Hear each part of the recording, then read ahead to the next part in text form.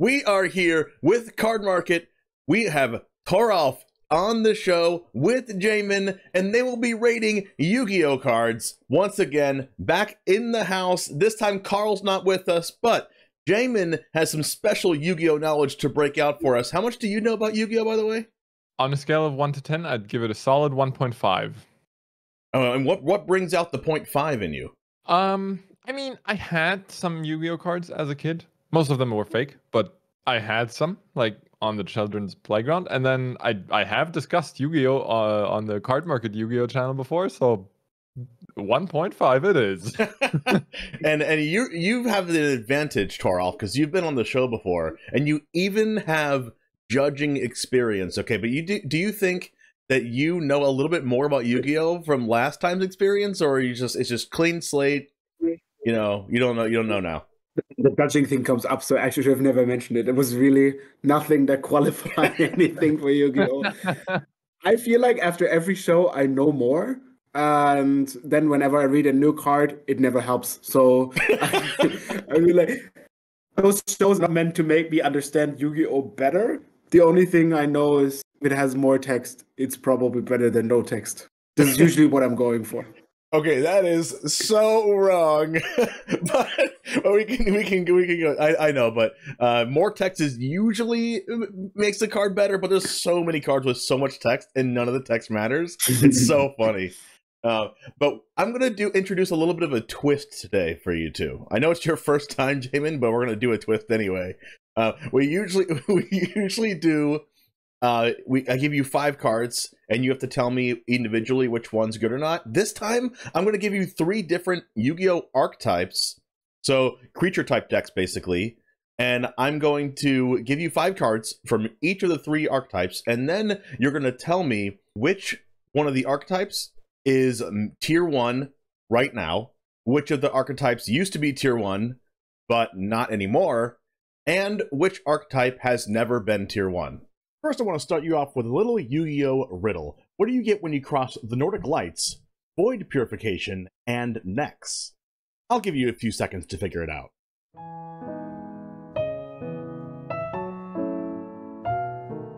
If you didn't get it, I'll tell you. It's the sponsor of today's video, NordVPN. Get it? Nord is more than just a VPN service. It also blocks out malware and intrusive ads, and Nord's threat protection service is always on even when your VPN is turned off. So if you've ever been curious about how a VPN works, NordVPN is a great way to start exploring. They have so much to offer, whether you want to watch your favorite TV shows or movies, find better flight or hotel deals, or even protect from cybersecurity threats.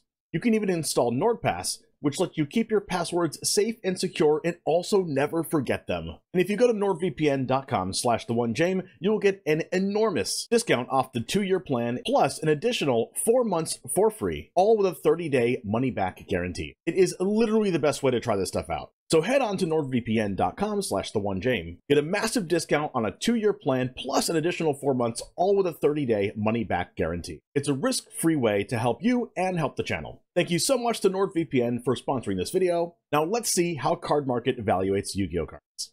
So this will teach you a lot about Yu-Gi-Oh, and read 5 cards from this archetype, and then try to see which group of cards is better together in the deck, in the same deck. That makes sense? You know that you're stretching the limits of TCG players' attention spans by reading 5 cards? Okay. I have, yes, 5 cards, but a lot of the cards have the same text. Like if something says it can do this one thing, usually in the archetype, they work together and do the same thing. So they're not 5 totally unique cards, if that makes sense. Okay. Okay, it's on. It's on? Yes. We'll play against each other, and we will decide who is the new Card Market champion. No golden dual disc this time, okay? The golden dual disc out to lunch, but the proverbial golden dual disc will be given out today. All right, let's go ahead and get you started with the first archetype. All right, we've got Ariana, the Labyrinth Servant. I was kind of hoping that I'd see a card here that I had already seen in another place, but no, not a chance. No chance. If this card is normal or special summoned, you can add 1 Labyrinth card from your deck to your hand, except Ariana, that's herself, right? Yeah, except herself.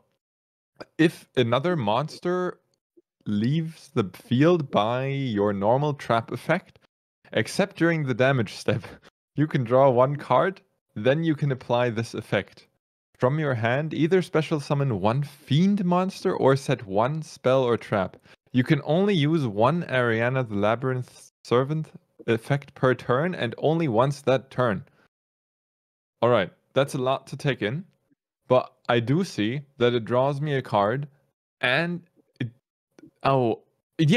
special summoning something seems very powerful because, like, that's the whole mechanic that the game is currently balanced around, right? So it gives me a card draw and a board advantage. Oh, it even draws 2 cards, right? Because I can add a Labyrinth card from my deck and I draw a card. Man, there's so much text on this. Are Labyrinth cards good or bad? I mean, she herself is also one of the Labyrinth cards, and I assume that we will get to see more Labyrinth cards. We will get to see more Labyrinth cards before you make an overall group analysis on the archetype. Okay. All right. So far, I'm down. Drawing 2 cards, like summoning this, drawing 1 card, and then I probably leave. Like, I probably kind of destroy my own monsters with trap effects, and then I can draw more cards. And I like it. I don't know, but I mean, 1 card doesn't make or break an archetype, I guess. Should I evaluate it now as well, or do I wait for something? Oh yeah, you can evaluate it now as well, and then we'll go on to the next card. We'll do it exactly like this. So I have questions. Is this actually a first edition card from? I know it's from 2020. The card. Oh yes, okay. the edition of the card won't matter. There's things that get reprinted constantly. Okay, but first edition means nothing to me. Like, it doesn't mean it's a very old card. Right. First edition can mean that if it's an old card, it can still say first edition. If it's a new card, it could not say first edition, so it doesn't really have a bearing on it. Why does the creature have a dot? What does a dot mean? Is it a trigger, or is it like an ability that happens? That's the effect that is referred to. That is a bullet point. You can apply this effect, right? You can draw 1 card, and then you apply this effect from your hand. Either special summon 1 fiend monster, and she's also a fiend, or set 1 spell trap. You can use. And then, you know what? I'm gonna say it sounds nice, but it's a trap. I mean, it certainly sets traps. That's a nice pun. It depends. I would say I have to see more Labyrinth cards, but so far I'm not sold. Did you say that Ariana the Labyrinth Servant was a trap? That's funny. Okay, let's move on to the next card in the archetype to further evaluate Ariana the Labyrinth Servant. So, Lady Labyrinth of the Silver Castle. She has 8 out of 10 stars. And okay, wait, get my monocle out. While you control a set card, your opponent cannot target this card with cards effects. Also, it cannot be destroyed by your opponent's card effects. You can only use each of the following effects, Lady Labyrinth of the Silver Case, once per turn. If a Labyrinth card or effect or a normal trap card was activated that turn, except Lady Labyrinth of the Silver Castle, quick effect, you can special summon this card from your hand in defense position. When a normal trap card is activated, quick effect, you can set 1 normal trap card with a different name directly from your deck.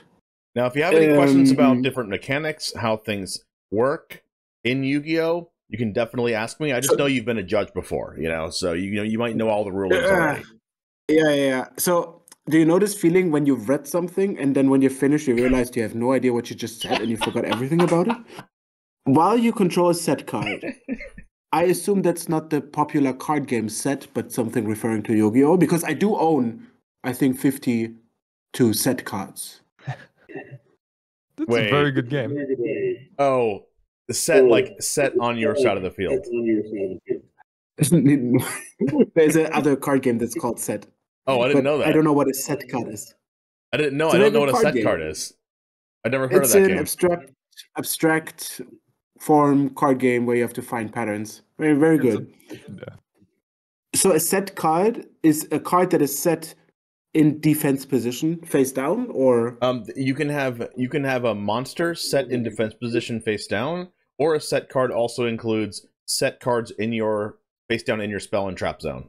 Just anything that's face down. Correct. On your side of the field. Wait, the effect is broken. I mean, all your things have hexproof. Well, Lady Labyrinth has hexproof, Only not that all your thing thing. has hexproof. So only she gives it to others, but not her. Okay. You can. They were so smart not give it to her. They're better than wizards. You can only use each of the following effects once per turn. You know what? It still doesn't. It sounds good, but I'm not sold. I don't get the it's broken vibe yet. So the only thing that's kind of the thing to evaluate is how easy and often is it to activate any given trap card. Which, I mean, we have no real clue of knowing, but if there are trap cards like your opponent played a spell, they lose 500 life, that would probably include it because just to trigger it and get the thing going. It heavily depends on what the other labyrinth cards are. Right. You have 3 more labyrinth cards, so we can let Jamin talk about this card now, and then move on to the next card to get a better evaluation of Ariana that you've already read and Lady Labyrinth. Yeah, let's go. I mean, I feel like there's a lot of things that summon themselves in Yu-Gi-Oh! From what I understand, and I reckon her stats aren't like super amazing. Still, it feels pretty broken to just summon her for free. But that's probably just me because I haven't played Yu-Gi-Oh! What I find really crazy is that you can set one normal trap with a different name directly from your deck just by activating a trap card, right? Mm-hmm. Yes. And that's like, to me, that sounds like just get any sorcery from your entire Magic deck. Like, I can choose what it is. I can choose a very situational effect. I can like choose exactly what's right for the moment. Like, it's not like there's a predetermined effect that will happen. I can get anything. It seems. And the trap that you search for when it's triggered also affect the card that triggered the trap. You know what I mean? Like, you play a card and then you activate my trap card. I will get a trap card from my deck, but that also somehow affects the card played. I mean, you can, but you can't activate it that turn. It's like being able to demonic tutor for a sorcery on your end step. Oh, okay. Like you can't use it till like the next turn. I didn't realize that. See, that's what made it seem very, very could, good. Yeah, those like mechanical questions or whatever. I'll try to cover as many of them that come up in this video. Yeah, otherwise you would kind of loop the traps into each other. Okay, right. Okay. That would be way too broken. All right, next card. And it only says you can use Lady Labyrinth once per turn, so you can't keep chaining the trap cards. Like, say the trap card that you get can be... There's some very niche trap cards that can be activated the turn you set them. It just says that you can do it on the card. But you can't, chain them together. Now I'm kind of sold the other direction. If they have to mention you can only use it once per turn, it kind of must have a reason. Oh, yes. It has to have a reason if it says once per turn. The card restriction on the things you can do in Magic are due to you having to pay mana for them. The restriction on cards in Yu-Gi-Oh, since you don't have to pay mana for your cards and everything's free, is the amount of times you can use them in a turn. Surely. Are there cards that say like only use 3 times per turn? There are some cards that say thrice per turn. Wow. Okay. Right. I love that word. Thrice. All right, let's go ahead and move on to the next card to give you a little bit better idea about this Labyrinth archetype. Labyrinth Chandelier? Is this a wordplay with dragon and chandelier? It's a wordplay between chandelier and... I don't think it's dragon, but... I think it might be a wordplay with Chandra, since it's like fire related, like the chandelier. Yeah, that makes a lot of sense. Yu-Gi-Oh! Borrowing Magic's IP. Right? It makes total sense. Pay some money in lawyer fees and stuff. Actually, someone in the comments correct me, like, what Chandraglier even it gets referenced to. It sounds like German is correct. Chandelier and Dragon. Anyway, someone in the comments will know. Now, it's also a fiend. I assume that's also the sub-theme of the Labyrinth theme. Quick effect. You can send this card from your hand or field to the graveyard and discard 1 card.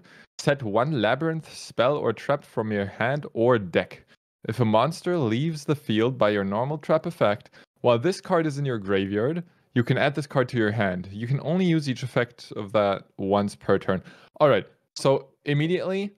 Like, with the 3 cards we saw so far, what I'm missing is the trap that says like send one of your monsters to the graveyard, and in exchange you get to do something crazy. Because I see the payoff for sending my own monsters to the graveyard with my traps, but I don't like. I want to have some payoff there. We're gonna get there. The ball is not a creature, right? So I cannot cast Lady Labyrinth of the Silver Castle with Labyrinth Chandragleer.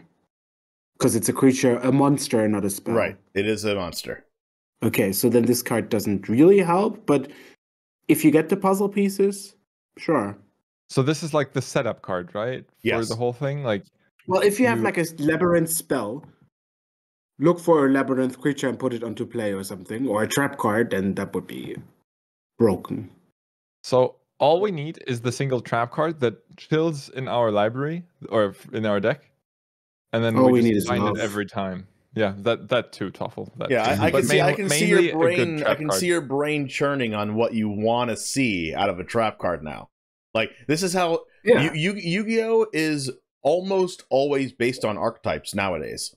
So there's just a bunch of archetypes that work together, and you have to play those archetypes against each other. There's sometimes in Yu-Gi-Oh there's decks that aren't archetype related, but those are very rare now. Okay, but yeah, basically what we're looking forward here to is a long chain of setting a trap, using the trap, triggering the effects, the effects setting more traps, and then I can't activate those traps this turn, but boy, next turn is going to be an even larger chain of traps and monsters. Right. Okay, now this feels like KCI to me. Every deck in Yu-Gi-Oh is almost like KCI. Well, they should maybe play a little bit of Magic.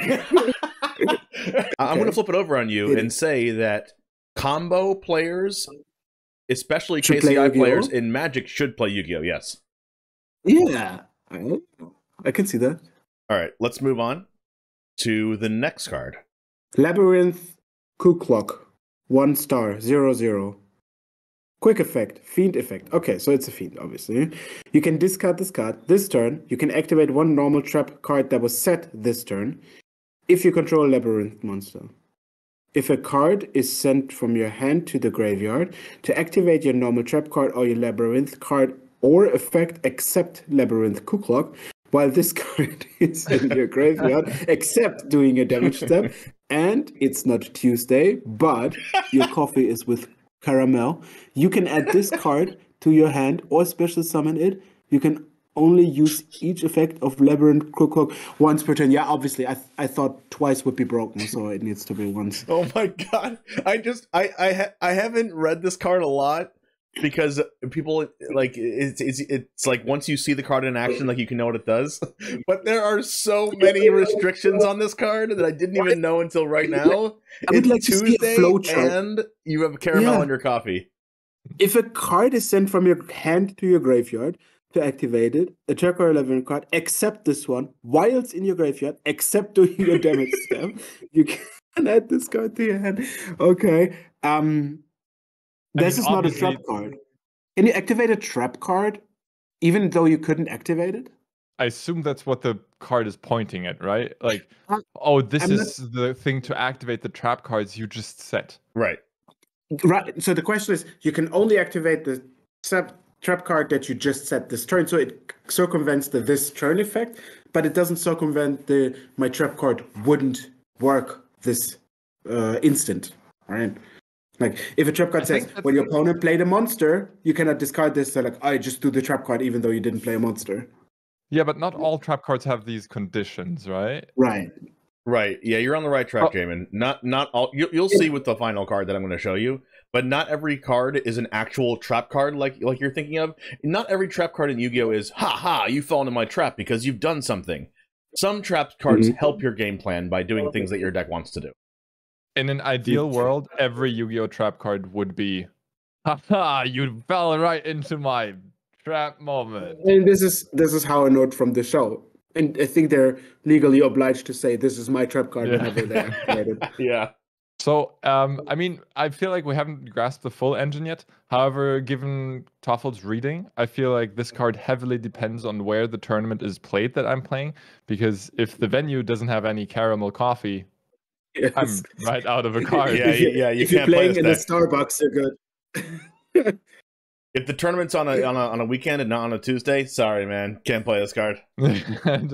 But apart from that, I mean, this gets the engine really going, right? If so far the main restriction we learned is you can only activate set trap cards one turn later, then this is successfully the way to cheat that system. And I'd like to add one more thing. Yeah. Just from a game design perspective, Yu-Gi-Oh is a game about monsters and like attack and defense values, right? That's something every card has, every monster card. And once you design a card that has 0 attack, 0 defense, and only effect, I feel like that card would have been better off just being a spell or a trap. But I do understand that Yu-Gi-Oh had a need for interaction, like out of hand, right? Like where you can discard something.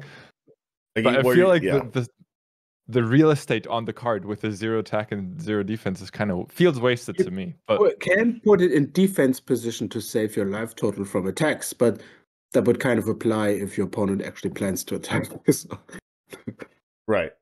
As you can see, especially with cards like Labyrinth Kuklok, that attack and defense might not matter as much as you might think it would at first glance. Oh, absolutely. So I want to have a trap that gets me a Labyrinth monster. That's what you want? Yes, that's what I want. All right, what trap are you looking for, Jamin? If you could, I mean, with reading these 4 cards, what do you want the trap to do? Ideally, I'd like the trap to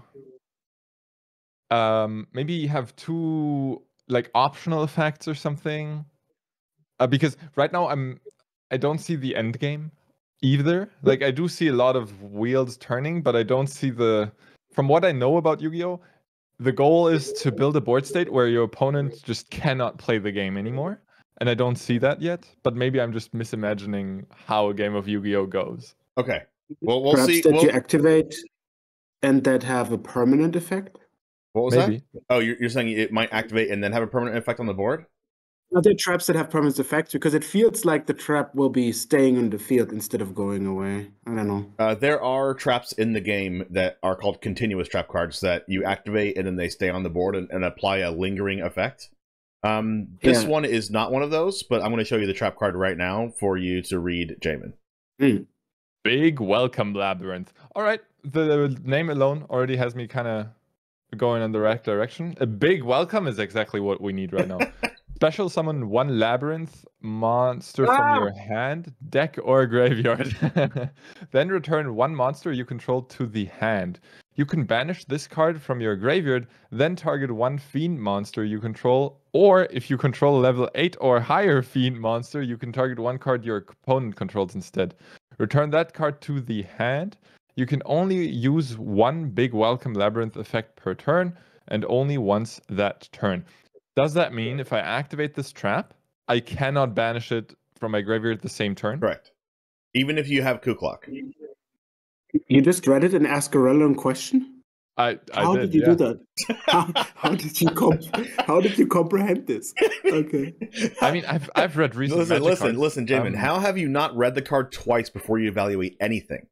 Yes, not even understand the question you just asked. Okay.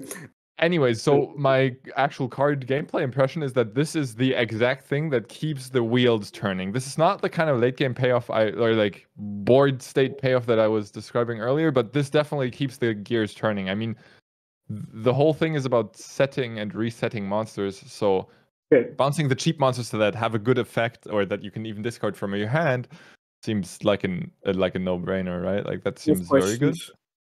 Can you special summon the thing you just got from this? This card does special summon the monster. Are you asking if you special summon Lady Labyrinth and then bounce Lady Labyrinth to your hand? If you can special summon Lady Labyrinth from your hand? Yes. Yes. So I can get her from the library, put her to my hand, and then play her because I just used the trap? Correct. You can't play her if you just use the trap. You can play her from your hand if you've used a trap card that turn at all. Of course. I must have missed it. You banish this card from your graveyard, then target 1 field monster. And she obviously also is a level 8, so yes. Then you can target your opponent. And you can play twice of this card in your deck? You can play 3 of this card in your deck. All right, I'm So- sold. This is the best deck I've ever seen. I feel like I don't know the effects by heart, but I feel like if I start my turn with this deck, by the end of the turn, I will have 3 Lady Labyrinth on the board. But that's like that also seems like the best thing I can do. You can right? you can only Like, summon that's Lady my Labyrinth impression. with her effect once per turn. But what about the other copies of Lady Labyrinth in my deck? You can summon one of them. In theory, you can summon a Lady Labyrinth from your deck with Big Welcome Labyrinth. And if you have Ariana to search another Lady Labyrinth, or you just have Lady Labyrinth already in your hand in your opening 5 cards, then you can summon that from your hand. Yeah, so now you have 2 Lady Labyrinths. And they both have hexproof. Okay. So the once each turn thing, in Magic, it's like, once each turn per like instance of the card, but in Yu-Gi-Oh! It's like per card name. Yes. I Ooh. see. All right, I can still see how you can get 3 of those of her onto the field on turn 1 in like some variation of this. We'll start with Jamin. What is your overall evaluation of this archetype? What do you think? And then we'll go on to the next archetype. So to make it short, I feel like this archetype is spinning a lot of wheels, and then the payoff is kind of there, but I don't see it like, I don't see how that's so strong that it's like competitively a big force to be reckoned with. All right, what do you think, Carl? I don't pretend to know what those cards do because I read them and I don't understand. But from the way you talk about it, not only seems like you've known that the cards do that, because let's be honest, if it would be a bad archetype, you wouldn't know what you do with those cards. But it also sounds like you actually played that card, which I would put onto you. You play good decks. So either it's a good deck right now or it was a good deck, but it certainly was not a bad archetype. You're using you're using a thought process outside of the game, okay, to come up to a conclusion. But I will tell you the way you. I will tell you the way you talked about putting the cards and know how many copies you can have by setting this and that. I will tell you that all know. 3 of these archetypes I have either played or played against, so I know all 3 of these. It sounds good. I'm saying it was a good deck. Okay. Now, well, it doesn't matter. It's the scope of it's different, right? Because one of them is tier 1 right now. One of the decks I'm going to show you was tier 1 in the past and no longer is anymore due to power creep or whatever. And then one of them have never been tier 1. So let's go ahead and go on to the next archetype. And we're going to spend a little bit shorter time on each one of these cards just so we can get through them all. I hope they have less words. I think you'll be disappointed that's not Yu-Gi-Oh! Yeah, you'll be very disappointed. Sky Striker Ace Ray. Warrior. You can tribute this card. Quick effect, special summon one Sky Striker Ace from your extra deck to the extra monster zone. While this card is in your graveyard, if it's face up, Sky Striker Ace Link monster you control it is destroyed by battle or leaves the field because of an opponent's effect. You can special summon this card. You can only use 1 per turn. Yes. Right. Wow. Do I have to explain Link monsters to you? Yes. Right? I assume it has nothing to do with Zelda. No. No. For a Link monster is there. Each Link monster has a Link rating, 1, 2, 3, 4, 5. And for each monster, for each number in the Link rating, you can send that many monsters from your side of the field to the graveyard to summon the monster out of your extra deck. So it's a group of 15 cards in like a proverbial companion zone that you can just put into play. So with Sky Striker Ace Ray, you can circumvent that mechanic by distributing it to special summon one of them out of your extra deck. That it doesn't even have to meet necessarily the requirement to summon the Link monster. Ray just gets to summon the Ace monster out of your extra deck by tributing herself at instant speed. So you can play her and then the same time tribute you to something from your extra deck. Correct. So that just depends heavily on what the extra deck monster is. And you'll find out in the 5 cards. I mean, yeah, this seems like the starter of summoning something else, but we'll see what that is. Well, I mean, having a card tribute to summon a thing, that's like basically the only thing this card does, right? So if it summons the card that wins the game, it's a very good deck. I would play. Yes. If it summons Blue-Eyed Wise Dragon, oh wow, dissing Blue Eyes White Dragon. Okay, I see how it is now. If it's special some Smoko Mokus, you know? Oh, yes. Look, you're busting out your Yu-Gi-Oh knowledge here. All right, let's go ahead and move on to the next card. All right, I assume this is one of those link monsters. Oh, also because it says link in the description. So apparently you have to... I assume it's level 1 that you mentioned earlier, where you have to tribute one monster? Yes. So you have to tribute one non-fire Sky Striker Ace monster. Let me check. Yep, Ray is not fire. If this card is special summoned, you can target one Sky Striker spell in your graveyard. All right, we have yet to see these. Add it to your hand. This gains 100 attack for each spell in your graveyard. You can only special summon Sky Striker Ace once per turn. All right, gaining 100 attack for each of something in your graveyard, I can tell you from Magic, is a very potent line of text, at least in Magic. To me, like if something like this was in Magic, since monsters in Yu-Gi-Oh have haste, that seems very dangerous to me as a Magic player, because I don't know, it seems like it would just swing for lethal. But Magic gives you a 20th if it gives one power. This gives you an 80th, which is... Oh, true. Yeah, right. Yeah, you're right. That's way less, yeah. It sounds like you're winning over attacking, which, I mean, let's be honest, it's Yu-Gi-Oh! All right, so this one, I'm going to say is self-explanatory. add a spell card from your graveyard to your hand. Yeah. If you have a spell card that works good with it, that's good. I don't feel like you play that card for the power. You play it for the spell thing. Yes, and this you'll see from the next 3 cards why this could be important. And one thing I have to say about link monsters as well, as the first link monster that you summon, including any other subsequent link monsters if you want to, get summoned in what's called an extra monster zone. You have 5 monster zones, and you can only play 5 monsters. You only have 5 monsters on the field at one time. It's a maximum, unlike Magic, where there's no maximum. But there's 1/6 zone, an extra monster zone, that Sky Striker Ace Ray would summon Kagari into. It says summon it into the extra monster zone. And then the other cards, you will see why that's important. Moving on to the next card. If you control no monster in your main monster zone, add 1 Sky Striker card from your deck to your hand, except Sky Striker Mobilize Engage, which is this spell card. Then if you have 3 or more spells in your graveyard, you draw a card. Okay.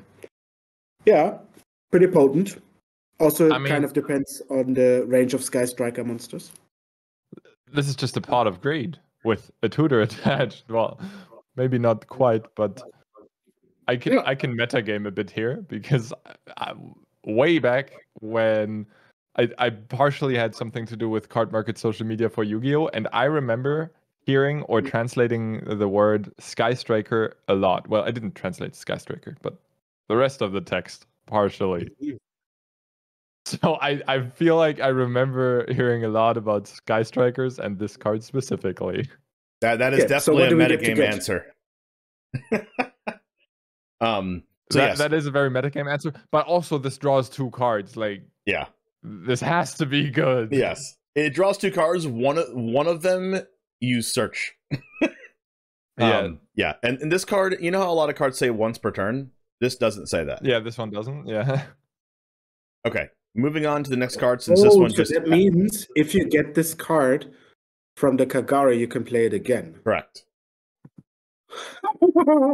And also, if you use Sky Striker Mobilize Engage to search another card that you need, and then you draw a card, and that one card that you draw is another Sky Striker Mobilize Engage, you can use it again, and then keep going.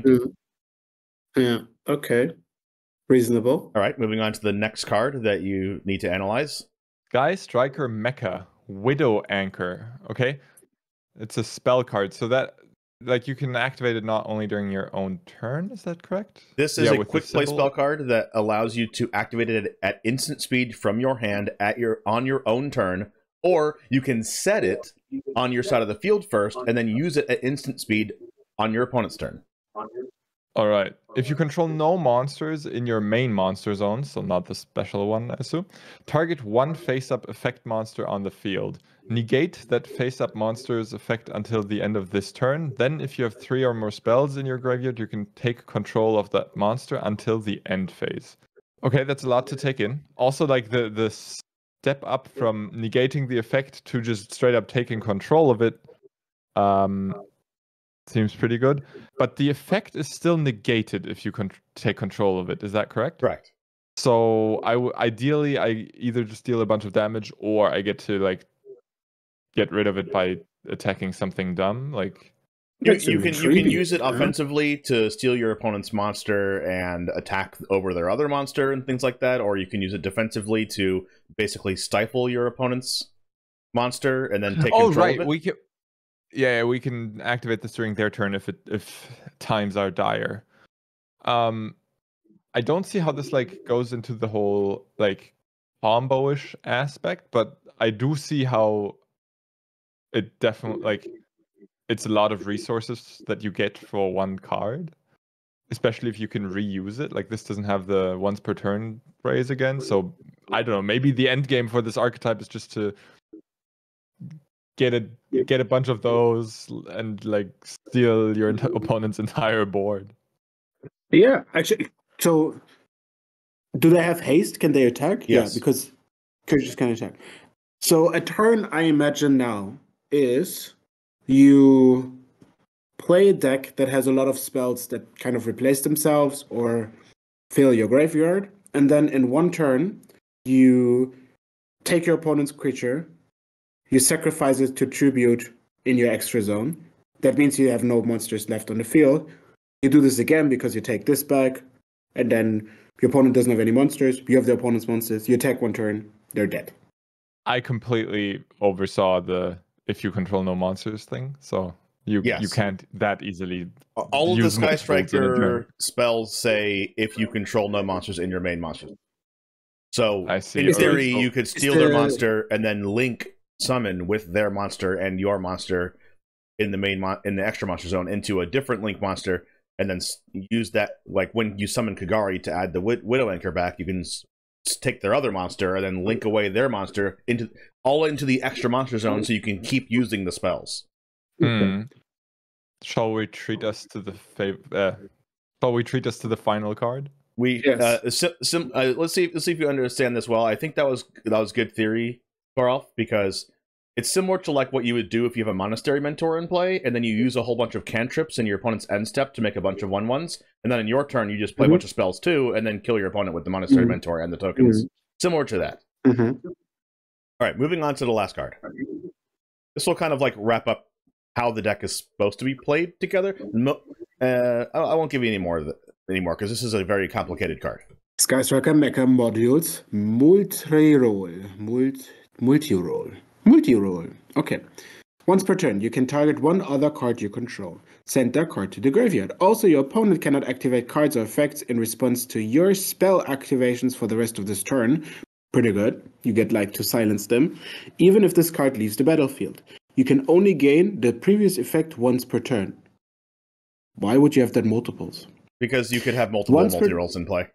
No, yeah, but they can't play anything, so... Right. If you remove this card in response with a card that says destroy target spell card or something, then it will still apply, is what it's saying.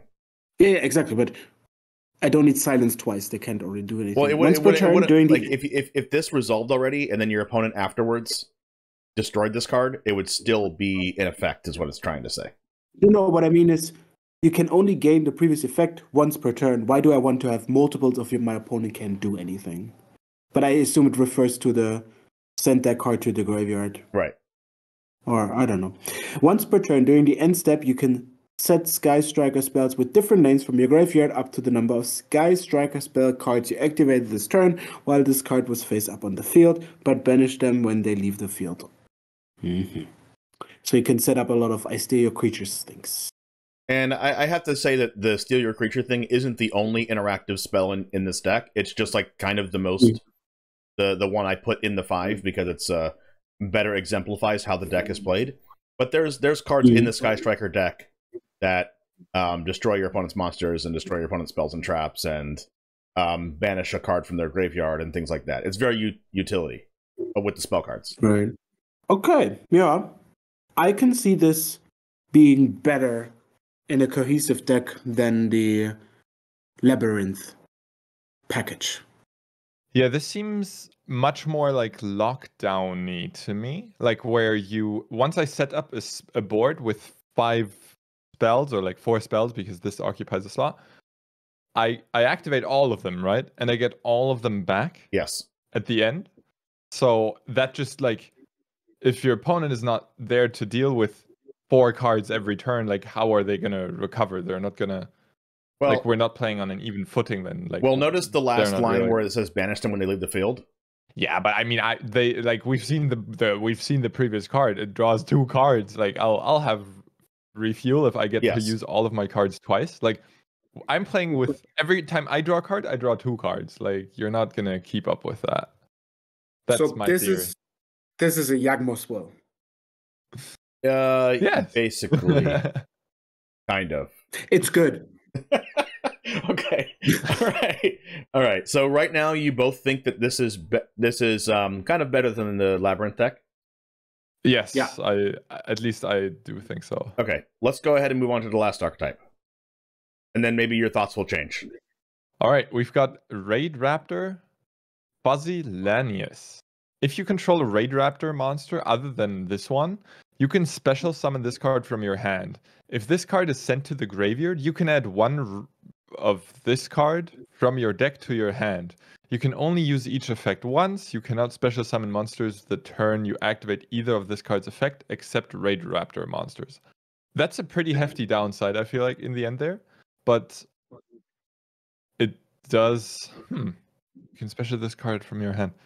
So you cannot special summon monsters the turn you activate either of this card's effect. Yeah. Okay, so... Sorry. Do you want to say something? No, all right. I'm gonna say this is a sacrifice deck. You get like a Goblin Bombardment and then kill your opponent. That's your initial. That's your initial thoughts. You can only activate both of these effects only once each turn. I feel like the only reason, like Toffel's right, the only reason to get this into play, like you can special summon this for free. That's nice. Is to link, like to whatever special. Yeah, is it link summoning that we discussed? Yes, we discussed link summoning. Yeah. I mean, tributing is the same as link summoning or special summoning. Like all of them have you to sacrifice monsters. If you want to have like a 12-star monster, you need another Raid Raptors. So this is like a Transformer thing where you summon the ultimate end boss at the end. You said ultimate end boss? Okay, maybe. Yeah. Super mega Transformers of Raid Raptor. So is Raid Raptor a dynasty? Go. The Raid Raptor wasn't not Raid Raptor. Labyrinth wasn't built around sacrificing resources, right? That was just put into play. Like, here you go. So in the end, you summon Ultra Mega Tyrannosaurus Raid Raptor. Okay, so you want to move on to the next card? Yeah. Raid Raptor Strangle Lanius. So they're all wait, so Lanius is like the big thing? Fuzzy Lanius. Strangle Lanius. Do we just summon Lanius then? If you control a dark monster, you can special summon this card from your hand. Wait, what was the one before? A Raid Raptor monster. Okay. Also, you cannot special summon monsters for the rest of this turn, except for dark monsters. If you control, XYZ monster. Yes. Okay. Let me explain. Let me explain those then. After No, it's clear. This is a new card, and they ran out of letters in the alphabet. I'll explain what those are after you're done reading. Okay. With a dark XYZ monster as material, logically, you can target one level 4 or lower Raid Raptor monster in your graveyard, special summon it, but its effects are negated. You can only use each effect once per turn. Okay. An Exceed monster, what we call an Exceed monster, or XYZ, either one, is, you know how you have to tribute a monster or put it in the graveyard to summon a Link monster out of your extra deck? Mm-hmm. With Exceed monsters, you overlap them on top of each other on the board, and they have to have the same level. So the level on the top right there, level 4, the stars, that's the level. Mm-hmm. If you have a level 4 Raid Raptor like Stringolanius, and you can overlay it with a level 4 Raid Raptor like Fuzzy Lanius, and you can put them on top of each other to Exceed summon, XYZ summon, a rank 4 monster out of your extra deck, and you'll see that as the other cards go. Okay, so it's kind of like. What is mutate? Yeah, it's kind of like mutate. Okay, sure. Go ahead. So this, what do you think about this card, Jamin? I don't know. It doesn't fully convince me yet, because from what I've seen, the only reason to summon level 4 or lower monsters is to use their effects. But then again, if we're talking about tributing monsters, then yes, having free tribute material seems very good. Okay, let's go on to the third card then to give it a little bit more context. More context is good. We've got Raid Raptor Force Strix. Now, I see the mystical letters X, Y, and Z on there. You have to tribute 2 level 4 monsters. No, you don't tribute them. You put it on top. Correct. 2 level 4 monsters. This card gains 500 attack and defense for each winged beast type monster you control other than this card. So a maximum of 2,000 gain here, right? Once per turn, you can detach 1 XYZ material from this card, add 1 level 4 dark winged beast type monster from your deck to your hand. Now, those are both of the cards we've seen so far. Like, both are level 4 dark winged beast type monsters. So, I mean, this obviously has a lot of self-synergy, but we've also established that Yu-Gi-Oh! Games aren't necessarily won only by attacking and or stats. So this one comes from your special extra deck or from your deck? From your extra deck. It's the black card and it says Exceed on it next to Wing Beast and Effect. So if it says Exceed, like XYZ there, it will come out of your extra deck. Okay, so I always have access to this card. Correct. Okay, that's pretty strong. Sure. Yeah, I like. I don't know. It also doesn't fully convince me. There's nothing. I don't know. It doesn't alter the flow of the game. Like it seems pretty big. Okay. So I'm still sure you get it for the tutoring effect and not for the rest. And it is the maximum of 2,500 gain, not 2,000, because if you have a monster in your extra monster zone, it counts towards 4 Strix. Yeah, of course. But that's a minor thing. Okay. So this one adds a level 4 Dark Wing Beast from your deck to your hand, and you can make this with Raid Raptor Fuzzylanius and Raid Raptor Stringolanius if you'd like. Sure. Yes. Yeah. All right, let's move on to another card. And the Raid Raptor archetype, as you can see, revolves around a lot of like level 4 or other Raid Raptor monsters that can summon themselves from your hand freely. So the one you search, you probably are going to be able to special summon it on the board. Let's go on to the next card. Yeah, that makes sense. Raid Raptor Wise Strix. 2 dark winged beast monsters. So this one I have to have in my deck, right? No, this is also in the extra deck. This is a link monster similar to Sky Striker, Ace Kagari. Yes. Same zone. If this card is link summoned, you special summon 1 level dark 4 winged beast monster from your deck in defense position, but it negates its effect. And it also cannot be used as link material. If your Raid Raptor XYZ monster effect is activated, set 1 rank up magic spell directly from your deck. I assume that's what we see next. And if it's a quick play spell, it can be activated this turn. You can only use effects of Raid Raptor Wise Strix once per turn. I'm officially lost. I mean, this is pretty. Like, of course, you want to get the Darkwing Beast monster. Like, it doesn't matter that you can't tribute it because you don't want to tribute it. You want to use it as XYZ material, stuff, right? Like, so that doesn't involve tributing, I assume. Like, just putting it on top. That is not tributing. No. So that's where you get your additional effect. So ideally, you probably play this. Then you get the XYZ thing out. You can detach the material to get another 4-star thing. Yep. And then you get to I guess we'll have to see about the rank up magic spell, and then right? when you detach from the, like, in theory, from what we've gone over so far, you can summon a thing, then summon a Raid Raptor, and then put both of those in the graveyard to summon Wise Strix out of your extra deck. And then with Wise Strix, you summon another monster out of your deck, it negates the effects, but then you can summon another Raid Raptor monster out of your hand, and then overlay those into the Force Strix, and then use Force Strix to search another Raid Raptor, and then that triggers Wise Strix to set a rank up magic from your deck, and then you can like keep going that way. What is a rank up magic? Do we get to see that? You do get to see a rank up magic. So we've got Rank Up Magic, Soul Shave Force. Pay half your life points, then target one Raid Raptor XYZ monster in your graveyard. Special summon it, then special summon from your extra deck one XYZ monster that is 2 ranks higher than that monster by using it as the XYZ material.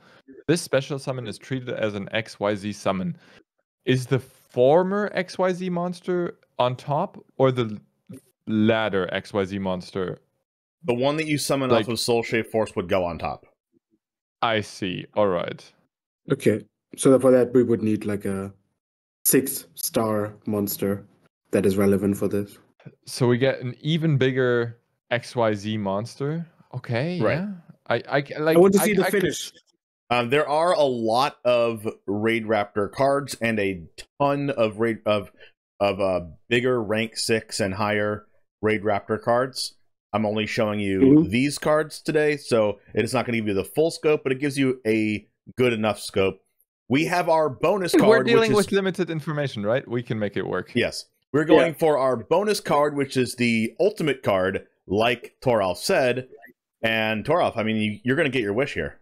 Yes. Ultimate Super Falcon. It has more stars than I can count. Is it 10? Yes. Level 3, 10 winged beast monsters. 3 level 10s. Where do we get the level 10s from? The rank up into unaffected. Unaffected by other cards' effects, you can detach one materia from this card for the rest of this turn. All monsters your opponent control would lose 1 attack. Also, your opponent's card effect cannot be activated. This card has Raid Raptor monster. If this card has a Raid Raptor monster's material, it gains this effect. Ooh, so it also grows. Okay, that's important. Once per turn, during the end step, you can make all monsters your opponent controls lose 1,000 attack. If your opponent controls no face-up monster, inflict 1,000 damage to your opponent. I assume that phrase is really not relevant. I guess it's plus 1,000 attack if the opponent has nothing. Okay.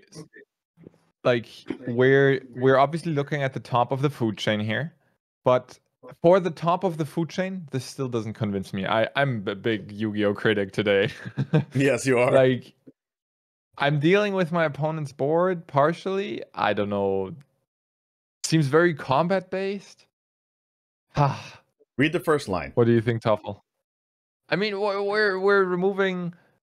Oh, I guess unaffected by other cards' effects, huh? Okay, I guess like it's basically indestructible, huh? Well, it's not only indestructible. Okay. It basically has protection. Yeah, so you can't even like negate its own effect. It's like a progenitus. So, we put those into the 3 categories.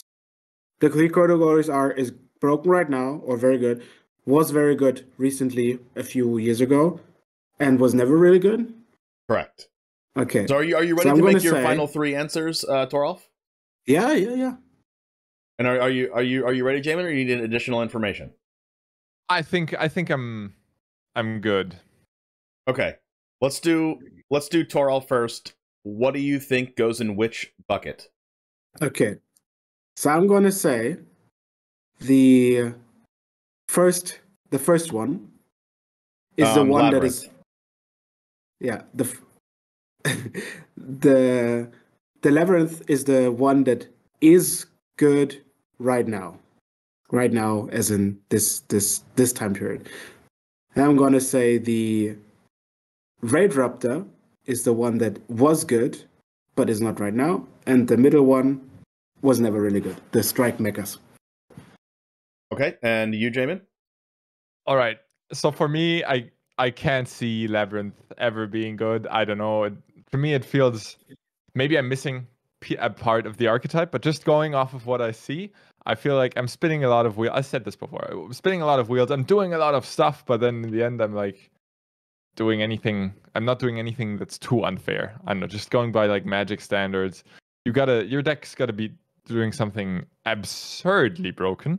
I can see more of that with the Sky Striker theme, where you just replay, like you generate so much resource advantage.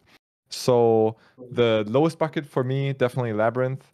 And then between Sky Striker and Raid Raptor, I'm gonna say that Raid Raptors have made it so easy these days to like level up the XYZ monster, that's the one that's currently still good, because if you get that thing onto the board, if the opportunity cost of getting it onto the board are low enough, this seems very, very, very good.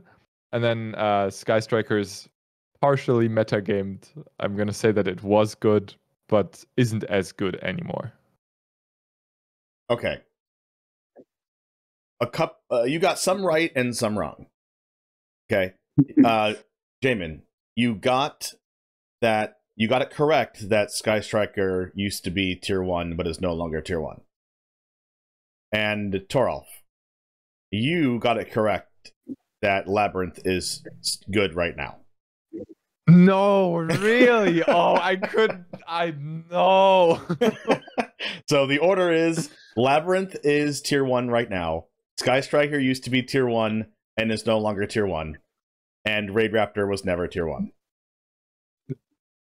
Yeah, I mean, cards like Progenitus do have that. Like, it's a big, big, big flashy card, but then it really depends on how the opportunity cost is to get it into play. It's high, but like it's a cool smash everything together into a big shiny thing.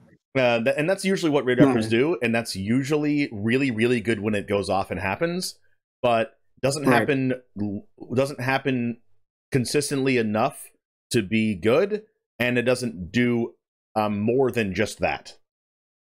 Yeah, it makes sense. And something you glossed over between Funny Fuzzylanius and Strangulanius is that it does a bad job of letting you play other cards in your deck that aren't Raid Raptors. Because it locks you in, so like summoning only Darks, or locks you into summoning only Raid Raptors. So there's a lot of cards in the game that are very, very good that you can't play if you're playing Raid Raptors. Yeah, that's true. Yeah, just like utility. So anyway, I thought maybe you'd play them before or something. Yeah. So I mean, you can do your whole turn before, but a lot of the cards lock you in to doing summoning a certain amount of cards for the entire turn. Yes, exactly. So anyway, you got some right, but you got the full scope of it at the very end. Thank you guys for hanging out and doing this little thought experiment with me, and hopefully Yu-Gi-Oh is a little bit you're getting a little bit more learning about Yu-Gi-Oh after this. Absolutely. I mean, with every time you have to learn something, right? So now I know what an XYZ and a link zone is, and a special monster zone. So eventually, after episode 50 of this, I will know more of Yu-Gi-Oh. Episode 50. Anyway, thank you guys for hanging out, for coming on the show. I really, really appreciate it. I know it was last second for you, Jamin. I think I know Carl had to do something last second, so I really appreciate you stepping in. I mean, yeah, thanks for having us on. It's been a pleasure, and if you enjoyed seeing this kind of stuff, then do please like and subscribe, because it helps out every channel. We say that on our channel a ton. Thanks for explaining Yu-Gi-Oh to us, and maybe one day we'll be Yu-Gi-Oh masters, Yu-Gi-Oh champions. Yes, and the golden dual disc will come back and avenge you all. Most likely will. All right. Thank you guys. Subscribe to the channel, like the video, and I will see you next time.